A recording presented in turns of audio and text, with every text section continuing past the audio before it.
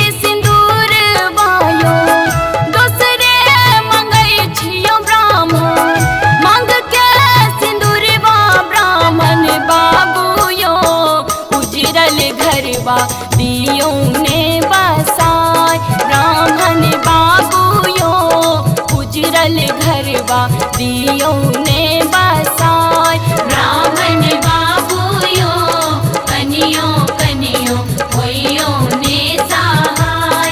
ब्राह्मण बाबूयो कनियो कनियो होइयो ने सहाय।